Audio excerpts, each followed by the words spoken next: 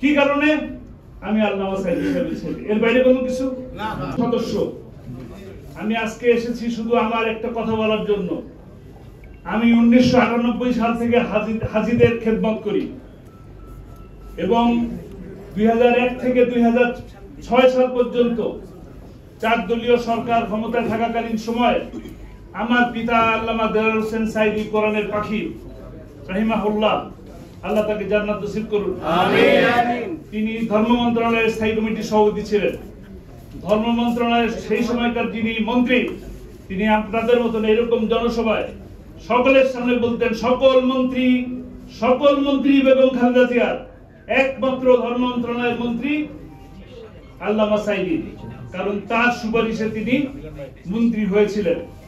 আমি কি আপনাদের সাথে কখনো কোন ধরনের জোর জবরদস্তি অথবা কোন ধরনের অতিরিক্ত সুযোগ সুবিধার কথা বলেছি, নেওয়ার চেষ্টা করেছি? কোথাও কখনো আপনাদের সাথে কোনো অসদাচরণ করেছি? আমি সবসময় মিলেমিশে থাকার চেষ্টা করেছি। দখলদারিত্বের মধ্যে আমরা ছিলাম না, এখনো নাই, ভবিষ্যতেও থাকবো না। কিন্তু প্রশ্ন হলো ভাই, আমি তো আপনাদের মতনই হাজীদের খেদমত করে কিছু টাকা কামাই করার চেষ্টা করেছি নাকি?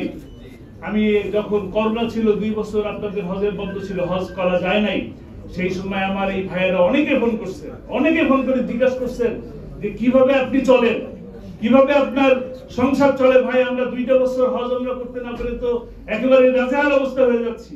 আর আজকে আমি সেই 2012 সাল থেকে আজ অব্দি বিনা কারণে আমার কোন ধরনের অভিযোগে পর্যন্ত কোনোদিন কেউ দেখাতে পারবে না আমার লাইসেন্সটা স্থগিত করে রেখে দেওয়া হয়েছে। কি কারণে? আমি আল্লামা সাঈদী হিসেবে ছেলে, এর বাইরে কোনো কিছু ছিল না। আজকে মনে করেন আমার শিমুল ভাই বর্তমান কমিটির বিষয়ে অনেক কথা বললেন। আলহামদুলিল্লাহ, আমার সব কমিটির সব ভাইকে আমি চিনি, সকল ভাইকে চিনি। কমিটির এমন কোন ভাই নেই যে ভাইকে আমি চিনি না। কিন্তু একমাত্র তসলিম, যার কাছে আমি একবার না অসংখ্যবার গেছি, আমার লাইসেন্সের ব্যাপারে একটু কথা বলেন, সে তো আমার ব্যাপারে কোনো কথা বলে নাই।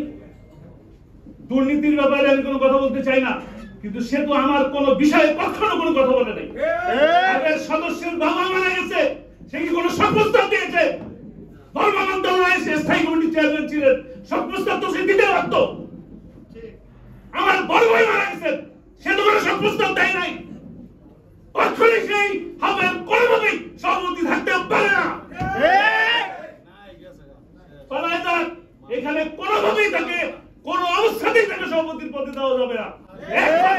এক দাবি, নতুন সভাপতি নির্বাচিত হবে। আপনার কমিটিতে যারা আছেন তারা থাকবেন ইনশাআল্লাহ। নতুন কমিটি হবে, সেই কমিটির নতুন সভাপতির দাবি আমি জানাচ্ছি। এখানে যারা জাতীয় নেতৃবৃন্দ আছেন সকলের কাছে আমার একটা দাবি, কারণ আমি ব্যক্তিগতভাবে আমি না, আমার মতন অনেক মানুষ এখানে ভুক্তভোগী আছে। কারণ যারা এই সংগঠনের সাথে জড়িত, তারা সংগঠনের বাইরেও তারা সামাজিক কাজের সাথে জড়িত আছে। আমরা তো ব্যবসার সাথে মিশাই নেই, ব্যবসার সাথে কোনোভাবেই রাজনীতি মিশাই নেই। আপনাকে বলতে পারবেন আপনাদের সাথে কোন ধরনের রাজনৈতিক আচরণ আমি করেছি? আমি কেন রাজনৈতিক শিকার হব? হাবের কাছে হিসাব হাব কেন তৈরি করা হয়েছে? হাবের সদস্যদের স্বার্থ সংশ্লিষ্ট কাজ করার জন্য হাব তৈরি করা হয়েছে। আমি ব্যক্তিগতভাবে কি পেলাম? আমার মতন এরকম অনেক ভাই আছে যারা জুলুমের শিকার হয়েছে। আজকে হঠাৎ করে প্রোগ্রাম ডাকছেন, হঠাৎ করে চলে আসছি, হঠাৎ করেই কথা বললাম। আমার মতন ভুক্তভোগীরাও একদিন এখানে দাঁড়ায় যাবে। কাজেই তার আগে হাবের সদস্যদের কাছে আমার বিনীতভাবে অনুরোধ থাকবে, কমিটি কি করবেন না আমি জানি না, কিন্তু কমিটির এই সভাপতি থাকতে পারে না।